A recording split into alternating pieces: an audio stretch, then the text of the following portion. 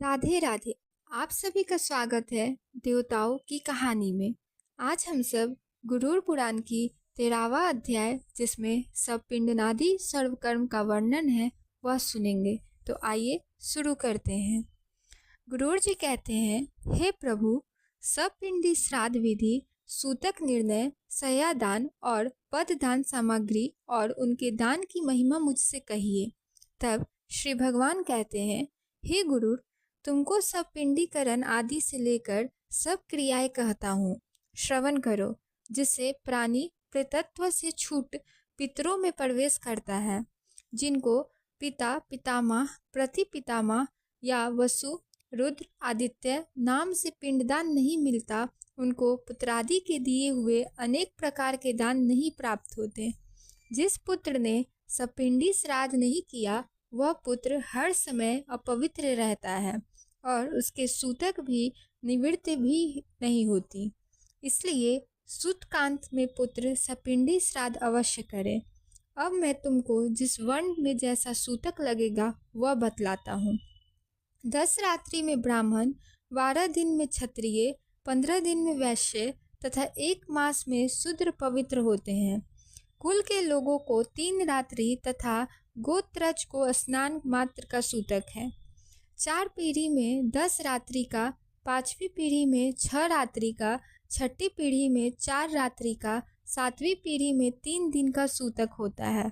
8वीं पीढ़ी में 1 दिन, 9वीं पीढ़ी में 2 पहर, 10वीं पीढ़ी में केवल स्नान मात्र का ही सूतक लगता है।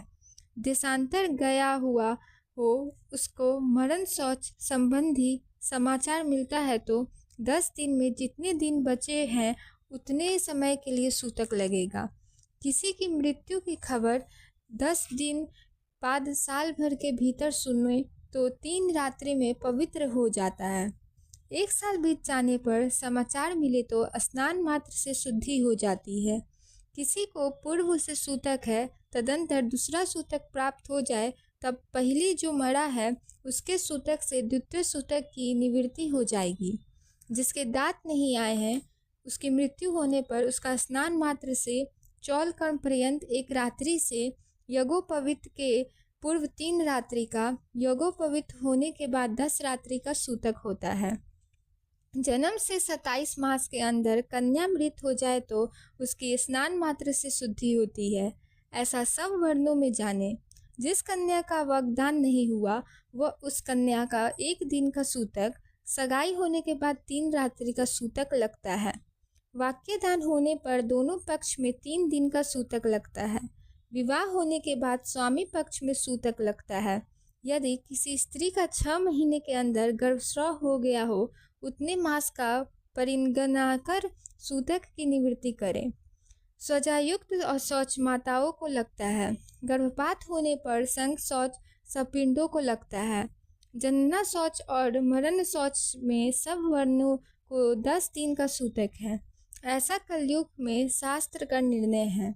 आशीर्वाद, देव पूजा, प्रत्युत्थान, अभिवादन, खटिया पर सोना, स्पर्श करना आदि कार्य और शौच में ना करे। संध्या, दान, जप, होम, पितृतर्पण, ब्राह्मण भोजन आदि सूतक में न करें। जो लोग नित्य नैमित्तिक काम्य कर्मों को सूतक में करते हैं, उनके किए हुए सब कर्म नष्ट हो जाते हैं। व्रतादि को करने वाले महामंत्र जापी को, श्रोता, गिनहोत्री, ब्रह्मनिष्ठ, यति, राजा, इन सब को सूतक नहीं लगता। विवाह, यज्ञ, उत्सव इनके आरंभ होने पर जन्ना शौच और मरण शौच आ जाए तब अशौच अवस्था की परिवृत्ति के पूर्व बने भोजन को करने में कोई दोष नहीं। यह भगवान मनु का आदेश है। सूतक में जो ब्राह्मण अज्ञातावस्था में अनादि किसी के यहाँ से लेता है तो वह दोष का भागी नहीं है, किंतु देने वाले को पाप लगता है। जो दाता सूतक को गुप्त रखकर ब्राह्मण को दान देता है और ब्राह्मण सूतक है ऐसा जानकर भी दान ग्रहण कर लेता है, वे दोनों प्रायश्चित के भागी होते हैं। इसलिए सूतक शुद्धि में पिता का सपिंडी श्राद्ध करें, उससे वे पितृगण के साथ पितृलोक में चले जाते हैं। 12वें दिन त्रिपक्ष में 6 महीने में या 1 वर्ष पूर्ण होने पर सपिंडी श्राद्ध करें। यह बात तत्ववेता मुनियों ने कही है। हे गुरुर, मैं शास्त्र अनुकूल कहता हूँ कि 12वें दिन चारों वर्णों के लोग सपिंडी श्राद्ध करें, क्योंकि कलयुग में धर्म का ह्रास, पुरुषों की आयु की अल्पता होने से, शरीर के अस्थिरत्व होने से 12वें दिन सपिंडी श्राद्ध करना प्रशस्त है। यज्ञोपवीत, उत्सवादि, व्रताबाधापन, विवाह आदि ये शुभ कार्य गृह का मालिक मर जाए तो नहीं होते। तो जब तक पिंड मिलन नहीं होता तब तक सन्यासी उनके घर की भिक्षा नहीं लेते। नित्य और नैमित्तिक कर्म सब लुप्त से हो जाते हैं। कर्म लोप से प्रत्यवान लगता है, इसलिए सागनिक या निर्गनिक 12वें दिन सपिंडी श्राद्ध करें। समस्त तीर्थों में जो फल स्नानादि द्वारा मिलता है, यज्ञादिकों के कार्य करने से जो फल प्राप्त होता है, वह सब 12वें दिन सपिंडी श्राद्ध करने से मिलता है। पुत्र स्नान कर मृत स्थान पर गौमय से लेपन कर शास्त्रोक्त विधि से सपिंडी श्राद्ध करे। पद, अर्घ, आचन्य में आदि से विश्व देवों का पूजन कर भूमि में विकर पिंड दे। हाथ का प्रक्षालन कर आचमन करे।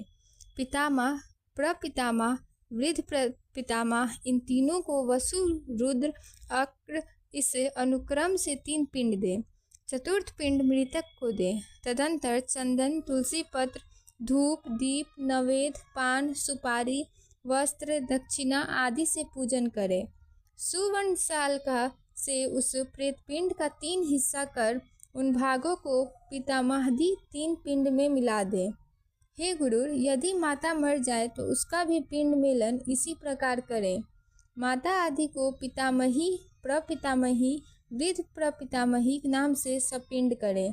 यह मेरा मत है। पिता के मरने पर यदि पितामह जीवित हो तब पितामहादि नाम से 3 पिंड दे। उनमें पिता के पिंड का 3 भाग कर मिला दे। वैसे माता के मरने पर यदि पितामही जीवित हो तो पितृव्रत मातृश्राद्ध करे या पितामह के स्थान पत्र विष्णु नामोच्चारण कर पिंड रखें और पितामही के स्थान में महालक्ष्मी के नाम का उच्चारण करके पिंड रख उन दोनों को पिंड में मिलावे। सपिंडनादि कर्म अनुपुत्र का पति करे और उसका सपिंडीकरण उसकी सास आदि के साथ होना चाहिए। एक अन्य मत के अनुसार विधवा स्त्री का सपिंडीकरण पति, ससुर और वृद्ध ससुर आदि के साथ करें।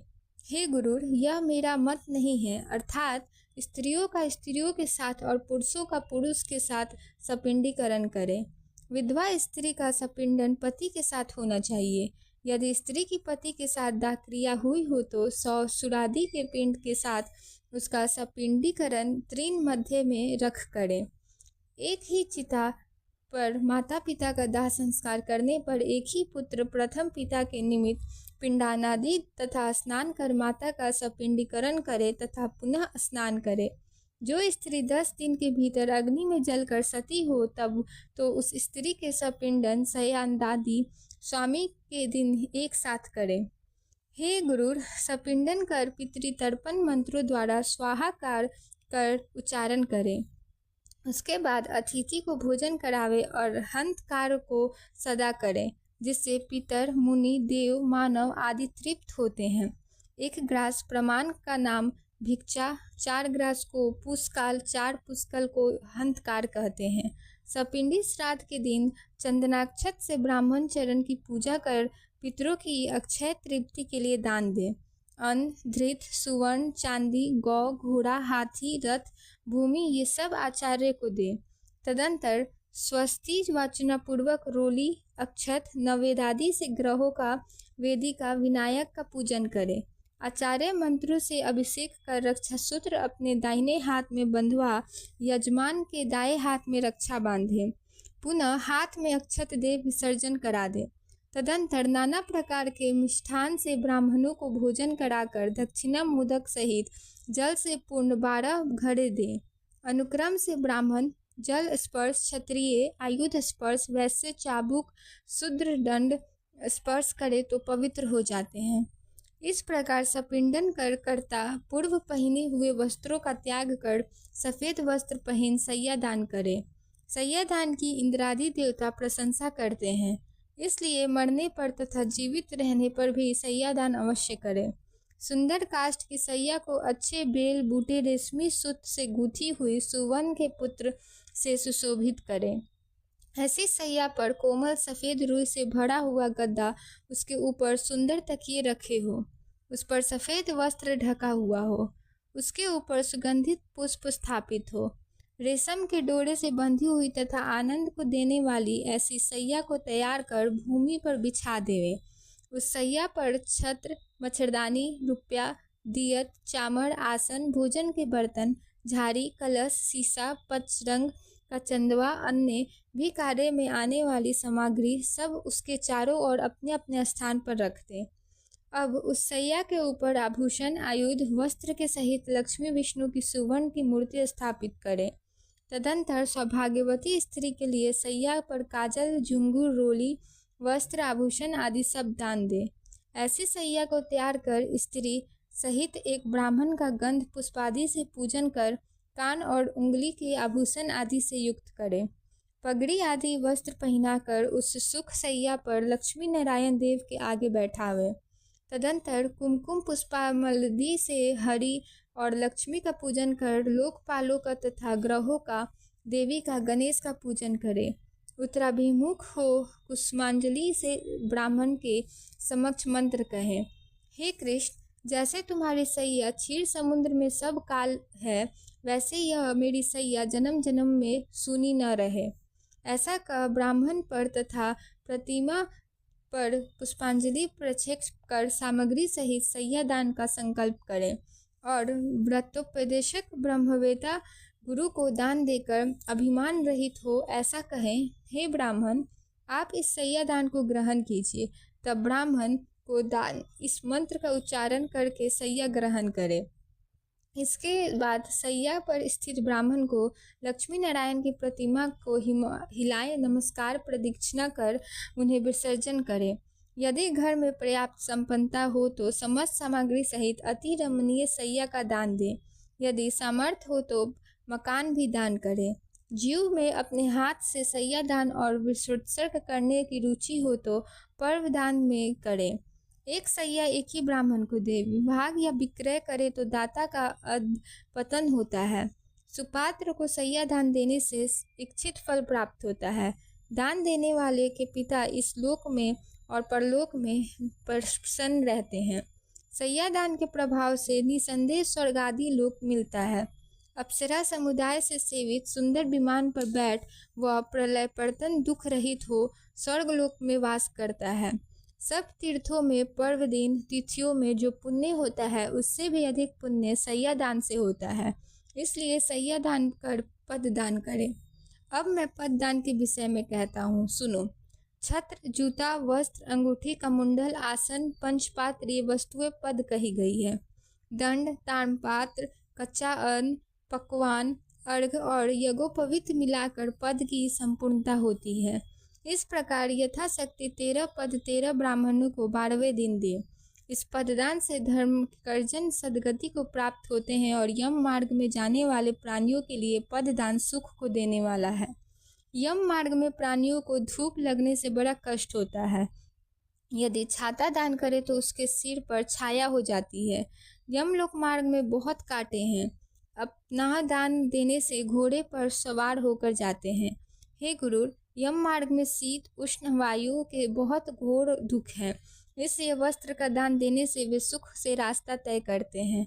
यम मार्ग में काले पीले बड़े भयानक यमदूत हैं, जो अंगूठी दान देता है उसको कष्ट नहीं देते। यम मार्ग में वायु और पीने का जल नहीं मिलता, अतः कमुंडल दान देने से प्यासा प्राणी जल पीता हुआ जाता है। मरे हुए के निमित्त जो तांबे का जल पात्र दान देता है उसको 1000 प्रपदान का फल निश्चित होता है। आसन और सुंदर प्रकार के भोजन ब्राह्मण को जो दान देता है वह यम मार्ग में आनंद से धीरे धीरे दिया हुआ पाथाय का भक्षण करता हुआ जाता है।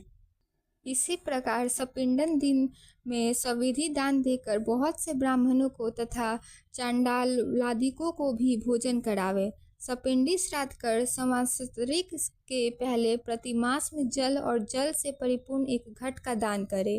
प्रेत के लिए बार बार पिंडदान किया जाए तो उससे प्रेत को अक्षय तृप्ति होती है। अतः मैं विशेष तिथि पर मरने वाले जीव के मासिक, वार्षिक और पाक्षिक श्राद्ध के विषय में कुछ विशेष बात कहूँगा। जो पूर्णिमा को मरे हैं उनका चतुर्थी को उनमासिक श्राद्ध करें। जो चतुर्थी को मरे उनका उनमासिक श्राद्ध नौमी तिथि में करें। नौमी तिथि को जो उसकी मृत्यु हुई है उसका उनमासिक श्राद्ध रिक्ता तिथि चतुर्दशी को होता है। इस प्रकार पाक्षिक श्राद्ध 20वें दिन करना चाहिए। यदि एक ही महीने में 2 संक्रांतियाँ हो तो 2 महीनों का श्राद्ध मालमास में करना चाहिए। यदि एक ही मास में 2 महीना हो तो दोनों मास के वे ही 2 पक्ष और 30 तिथियाँ ही जानना चाहिए। जो अधिक मास में पहले महीने में मर जाए उनका वार्षिक और मासिक श्राद्ध तिथि को पूर्वाह्न में करें और दूसरे महीने में मरने वाले का अपराह्न में करें, किंतु जिस तिथि को मृत्यु हुई हो वही ग्रहण करें। हे गुरुर, यदि अधिक मास में मृत्यु हुई हो तो उसका भी सपिंडी श्राद्ध मासिक और प्रथम वार्षिक श्राद्ध करना चाहिए। उसमें भी संवत्सर मध्य में अधिक मास प्राप्त हो जाए तो 13 मास के बाद प्रेत का वार्षिक श्राद्ध होगा। और संक्रांति में पिंड रहित, संक्रांति में पिंडदान, इस प्रकार प्रतिवर्ष मासदय में वार्षिक श्राद्ध होगा। जिस तरह संवत्सर पूर्ण होने पर वार्षिक श्राद्ध करे उसी में भी विशेषकर ब्राह्मण को भोजन कराए। संवत्सर के बाद श्राद्ध में 3 पिंडदान करे, परंतु एकोद्दिष्ट न करे, उससे पितृघातक दोष लगता है। तीर्थ श्राद्ध, गया श्राद्ध, गज छाया योग, योगादि तथा ग्रहण में किया जाने वाला पितृश्राद्ध वर्ष मध्य में करे। हे गुरुर, पुत्र को चाहिए कि वह संवत्सर बाद ही गया श्राद्ध करे। गया श्राद्ध करने मात्र से भवसागर से पितर मुक्त होकर गदाधर के अनुग्रह से उत्तम गति को प्राप्त होते हैं। गया के विष्णुपद तीर्थ में तुलसी मंजरी से विष्णु पादु का पूजन कर गया दीदी तीर्थ में यथाकर्म से पिंडदान दे। जो गया सिर में समीप पत्र प्रमाण से पिंडदान करता है उसके 7 पीढ़ी और 101 कुल का उद्धार होता है। जो गया में जाकर श्राद्ध करे उसका जन्म सफल है, उससे पितर प्रसन्न हो जाते हैं। हे गुरु, इस विषय में एक कथा है। कलाप नगर तथा उपवन में पितरों ने मनुपुत्र इक्ष्वाकु राजा से यह गाथा कही थी। क्या हमारे वंश में सन्मार्ग पर चलने वाले ऐसे पुत्र होंगे जो गया में जाकर बड़ी श्राद्ध से हमें पितरों को पिंडदान देंगे? हे गुरु, इस प्रकार जो पितरों की क्रिया करता है वह जीवन मुक्त होता है, जिस प्रकार से भरद्वाज जी के पुत्र हुए। भरद्वाज के 7 पुत्रों ने गौ हत्या करने के पाप से 7 जन्म तक पाप भोग किया, पर पितृभक्ति के प्रभाव से मुक्त हो गए। वे 7 पुत्र दर्शान देश में व्याध, कालांजर पर्वत पर मृग, शर्वद्वीप में चक्रवाक पक्षी, मानसरोवर में हंस हुए। फिर कुरुक्षेत्र में वेदपाठी ब्राह्मण हुए। सब पितरों में श्रद्धा करने से जीवन मुक्त हो गए। इसलिए जीव पितरों में भक्ति रखें, क्योंकि यही लोक और परलोक में पितृभक्ति करने से सुख मिलता है। हे गुरु, और देहात कख्यान मैंने सब तुमसे कहा। यह पुत्र की इच्छा परिपूर्ण करने वाला और पिता को मुक्ति देने वाला है। निर्धन मनुष्य भी इस कथा को सुन सब पापों से मुक्त हो जाता है तथा दान देने का फल मिलता है। जो कोई मेरे कथा अनुसार श्राद्ध दानादि करके गुरुर पुराण को सुनेगा उससे जो फल होगा वह अब कहता हूँ, श्रवण करो। पिता प्रसन्न होकर सत्पुत्र देते हैं। पिता माँ प्रसन्न होकर गोधन देते हैं। प्रपितामह प्रसन्न होकर उसे बहुत प्रकार के धन संपत्ति प्रदान करते हैं। वृद्ध प्रपितामह प्रसन्न होकर अनेक तरह के अनादि को देते हैं। सब पितर श्राद्ध द्वारा तृप्त होकर पुत्र के इच्छित कार्य सिद्ध कर धर्म मार्ग से धर्मराज मंदिर को जाते हैं। वहाँ धर्मराज की सभा में परम आदर से स्थित होते हैं। सूत जी कहते हैं, इस प्रकार भगवान श्री विष्णु ने और दैहिक संबंधी दानादि विधि तथा महात्म्य कहा, जिसको सुन गरुड़ बहुत प्रसन्न हुआ। तो बोलिए विष्णु भगवान की जय, गुरुर महाराज की जय।